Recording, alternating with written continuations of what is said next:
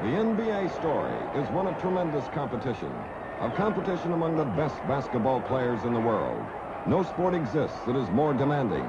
The athletes are not only big, fast, and well-coordinated, many of them are superstars of fantastic talent. The ultimate goal is the NBA playoffs and the World Championship. In recent years, the cry has been, beat the Boston Celtics. 1965-66 was the season that almost was.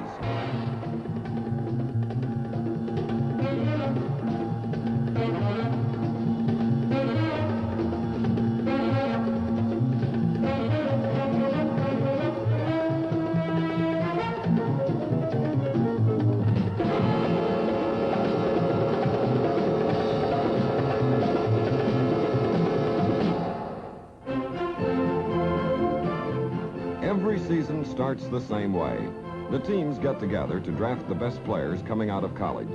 Commissioner Walter Kennedy presides, and the manner of selection is based on the inverse order as to how the teams finished. The owners and coaches huddle at separate tables and study the list of about 300 prospects. From 10 to 15 rookies manage to make it each year. A scouting job begins at the start of the college season and ends when the teams sit down to draft. The object always is to build your team toward a championship.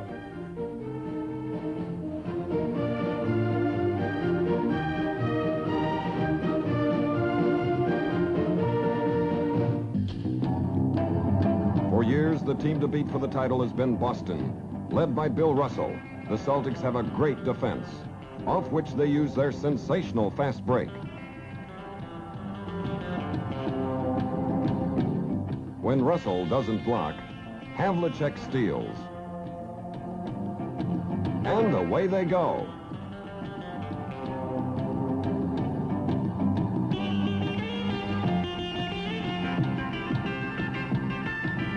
The Philadelphia 76ers in white are rugged challengers, mainly because of Wilt Chamberlain, one of the most dominating forces in the game.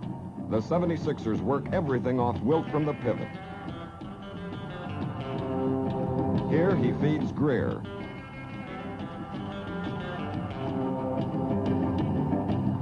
And when Wilt isn't passing off, he relies on shots that have made him the greatest scorer in the history of basketball. The Los Angeles Lakers are top contenders because of Elgin Baylor and Jerry West. There's Elgin going all the way.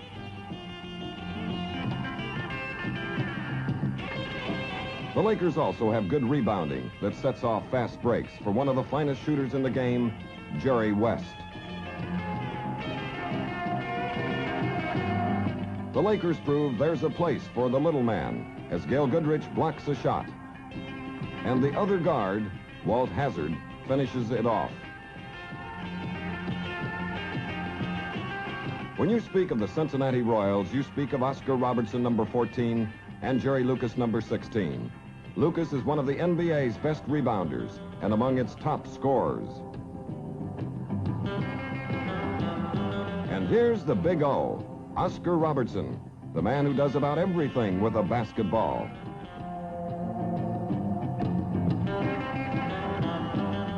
And how about Odie Smith, who doesn't know when to quit, even when he runs into Sam Jones? Odie burst into prominence in the annual All-Star game that was played in Cincinnati.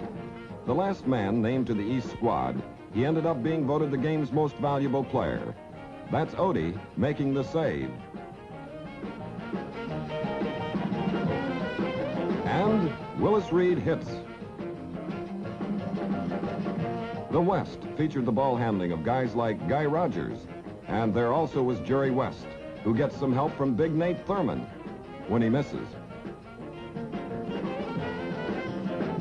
But it was Odie Smith's shooting that helped the East win. And when it was over, the Cincinnati Star joined sportscaster Harry Carey and Commissioner Walter Kennedy as the winner of the sports car for being the MVP.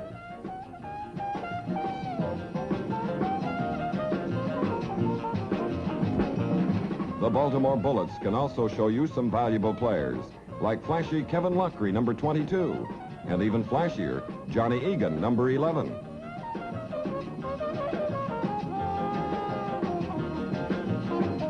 Not many players in the NBA shoot better than Don Ohl, number 10.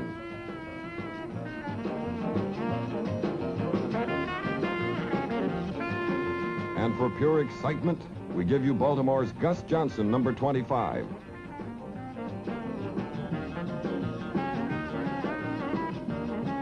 Watch Gus take off for this sensational rebound basket. Here it is again in case you don't believe it. Gus flies in from the left. What a man, that Gus Johnson. The St. Louis Hawks are the hustle and drive of Richie Guerin, number 15.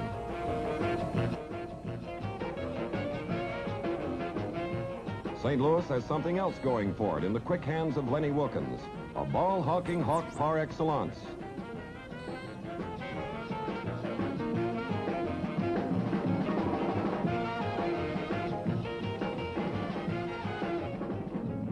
And when you see St. Louis, you see the rebounding of Bill Bridges and Zelmo Beatty, and the attacking speed of a flying Joe Caldwell, number 27.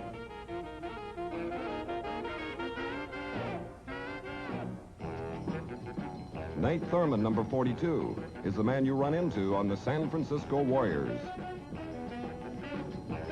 Again, and again. One more time, Nate. Thank you. The Warriors also have the go-go-go of Guy Rogers.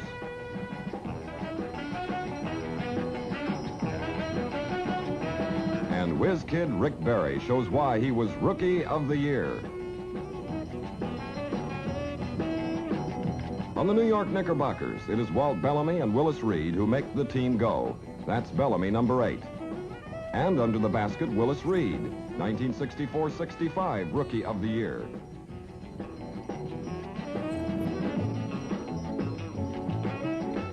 Emmett Bryant of the Knicks demonstrates why pro basketball is never dull. That's Emmett, number 7.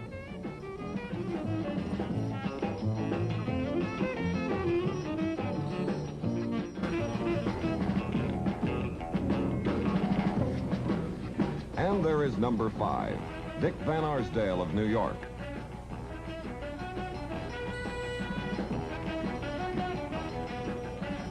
Then there is another number 5, Tom Van Arsdale, the other twin, only he plays for the Detroit Pistons.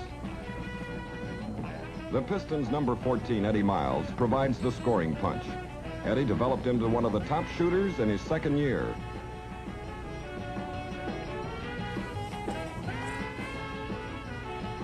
When you watch Detroit, you must keep your eyes on Eddie Miles.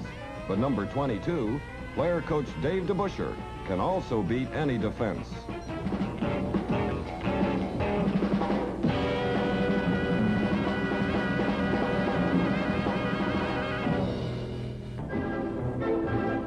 Now, there are some people who claim that they do not play defense in the NBA. They say it's easy to score in the world's top basketball league. Let's see.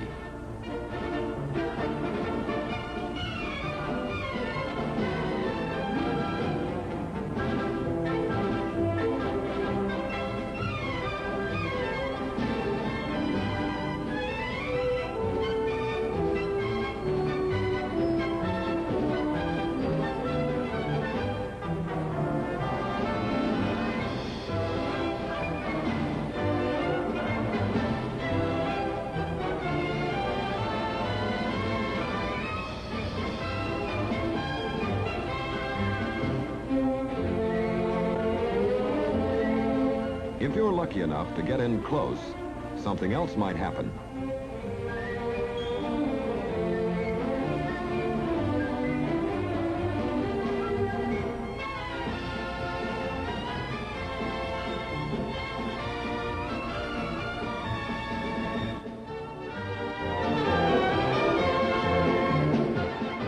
Any questions?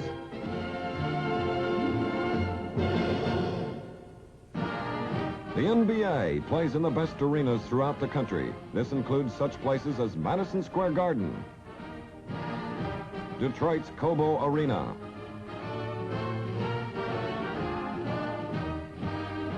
Baltimore's Civic Center,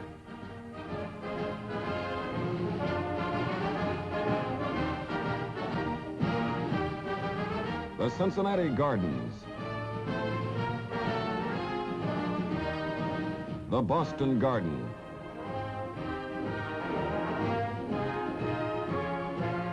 The Los Angeles Sports Arena, and many others.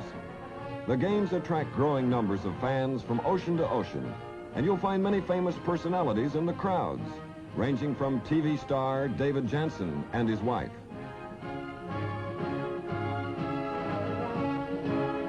to glamorous Doris Day,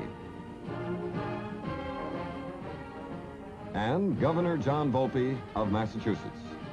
From Boston to Baltimore, from New York to San Francisco, pro basketball gets a hand and a holler.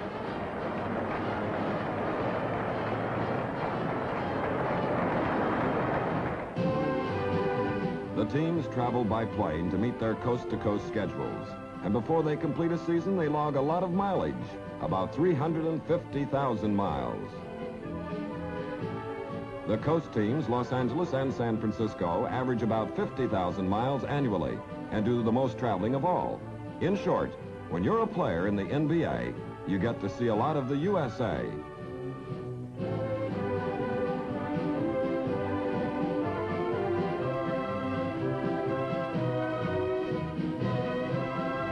There's always time for sightseeing, whether it's the denizens of Disneyland or the lights of Times Square.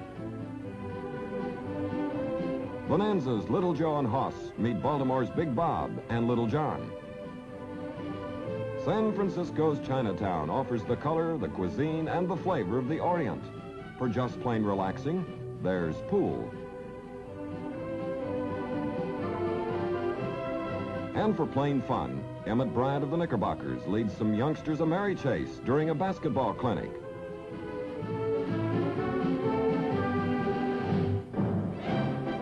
And then, finally, the playoffs. The Cincinnati Royals surprise everyone by winning twice in Boston for a 2-1 lead over the Celtics in the Eastern semifinals. But Jerry Lucas hurts a knee before the fourth game in Cincinnati, and the Royals are in trouble. Boston, a little taped up also, must win this one or it will be eliminated. Red Auerbach makes a big move by switching John Havlicek up front and into a starting job for the first time. It turns out to be a masterstroke by the Boston coach. At the start of the game, Bill Russell takes charge right away.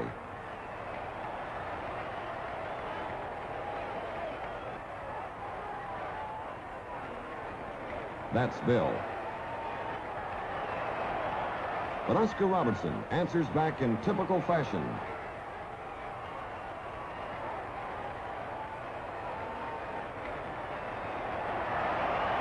The Celtic defense is outstanding.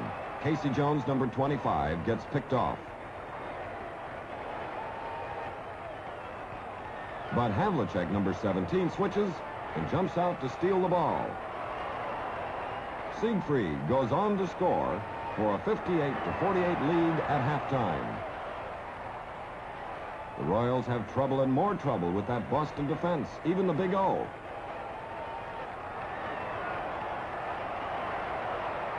Here's Robertson again.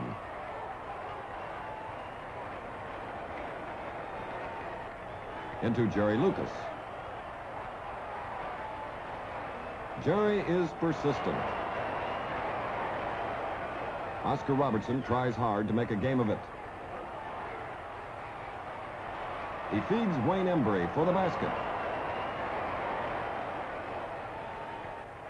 But Bill Russell and the Celtics are too much for the Royals.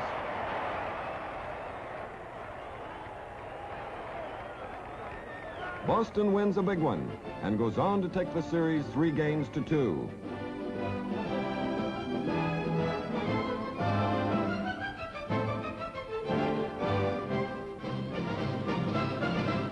St. Louis goes to Baltimore for the Western semifinal series. That's yours truly with Bob Cousy. Unhappily for Baltimore, Gus Johnson and Kevin Lockery are hurt and of little help to the Bullets. The Hawks have not won in Baltimore all season as the series starts. But the story of this one is that St. Louis scrambles and runs away from the injured Bullets. The Hawks in the blue jerseys have the momentum and won't let up. That's Len Wilkins hitting. Wilkins again. Guerin loses the ball to Ole. And Egan flies down court.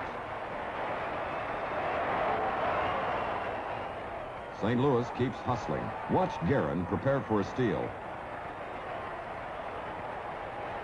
He's got it, and away he goes. The Hawks lead at halftime 58-53. The Bullets press, but Swift Joe Caldwell breaks away.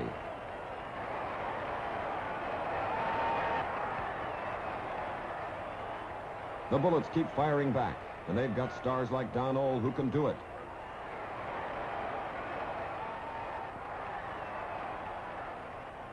But the Hawks keep going and wind up with a sweep of the series 3-0. Happiness is a thing called St. Louis.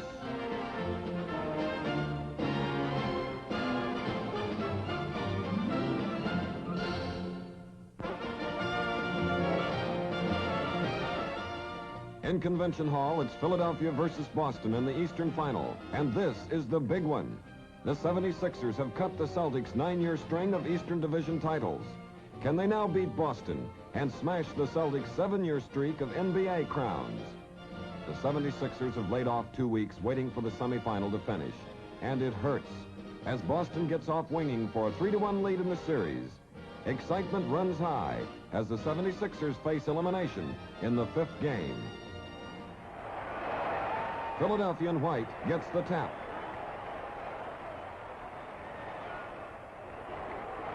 And Wally Jones makes the basket. Boston must contend with Wilt Chamberlain, especially around the basket. Wilt goes through the net to get this one by Russell. It's goaltending naturally.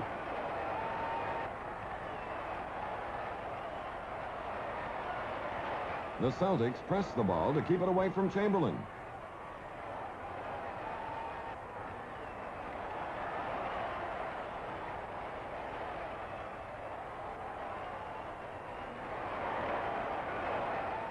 He scores anyway.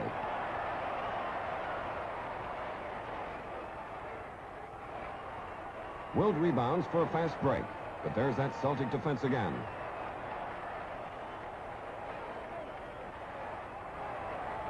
And Russell stuffs one. Here comes Boston, but Chamberlain keeps the pressure on. And so does Red Auerbach.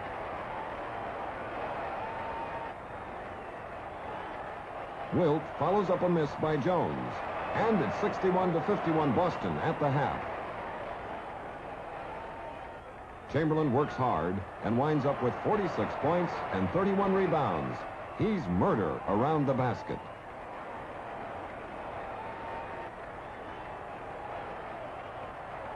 But it's not enough to hold back Boston. Auerbach's happy. But no victory cigar yet. If anyone figured to take Boston, it was Philadelphia, the Eastern Division champions. But the 76ers cannot overcome the Celtic lead built early in the game. The Celtics haven't won in Convention Hall all year, but they do it handily this time. Now Auerbach accepts congratulations as the Celtics lead by 7 with only a minute left. And that's the story in Philadelphia as Boston eliminates the 76ers 4-1.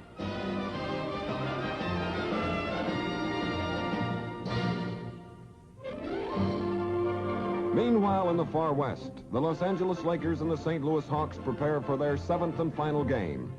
Freddie Schaus gives his players some last-minute strategy. The underdog Hawks have come a long way in this series.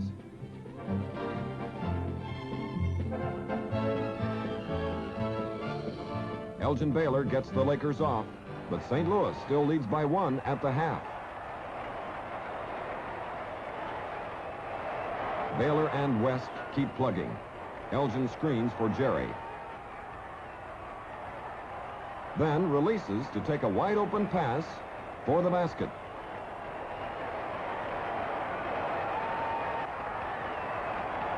Between them, Baylor and West rack up 68 points. Here, Baylor feeds LaRusso for the score.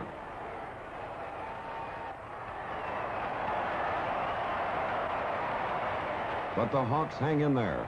With 10 1/2 minutes to go, they still lead 95-91. Then Los Angeles explodes. A beautiful defensive play by Rudy LaRusso. And Hazard and West are 2-on-1. Hazard scoring. LaRusso again. And the Laker fast break takes over. Baylor and West lead another charge.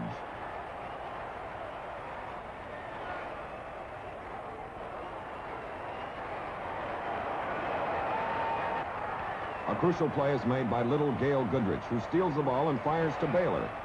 It's bad news for the Hawks as the Lakers move on to victory and head for a dramatic championship series with the Boston Celtics that is to go 7 games.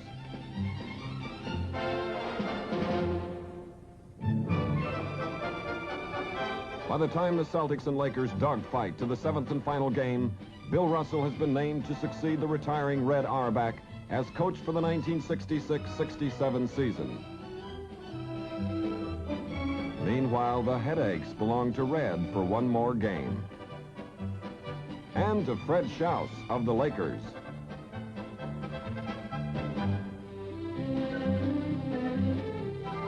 The Lakers won the first game in Boston. The Celtics then took 3 straight.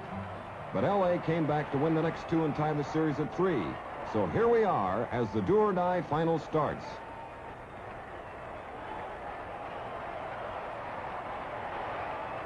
And Casey Jones gets the first basket. Elgin Baylor brings it back. And notice how Walt Hazard gets one up and over Bill Russell.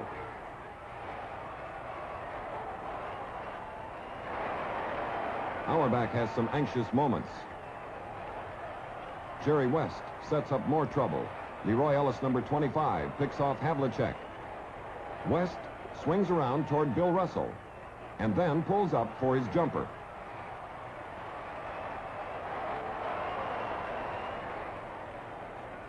Fred Schaus, the Los Angeles coach, has his unhappy moments too, like here.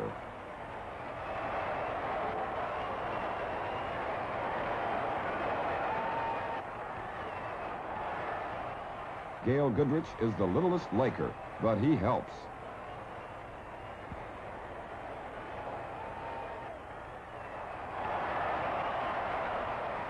More bad news for Schaus. Sam Jones, number 24, calls this his money-in-the-bank shot.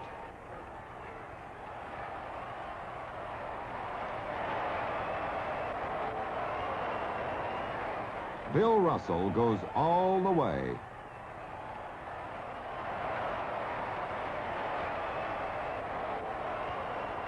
The Celtics are out in front early, and the Lakers keep chasing. King gives to Baylor for another bank shot. Sometimes the Lakers chase into trouble, as on this pick play. Russell picks off West. Then rolls in to take a bounce pass from Havlicek. The time finally comes for Red Auerbach to light his victory cigar. Boston leads by 9 points with a minute left. But the fans mob Auerbach as though it's over. And this almost costs the Celtics the game. L.A. rushes from 6 back with 15 seconds to go to within 2 points as Ellis scores.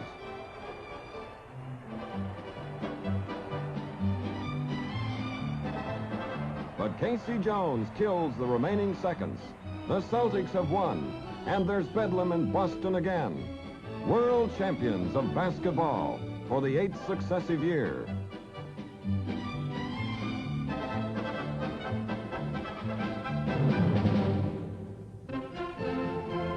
So another season ends and another season begins, this time with a new team, the Chicago Bulls. Dick Klein, a new owner, and John Kerr, a new coach, join the other 9 teams at the annual draft. They each hope that the Cassie Russells, the Dave Bings, and the Clyde Lees will help them build a championship team so that they may write their own bright chapter in the ever-expanding NBA story.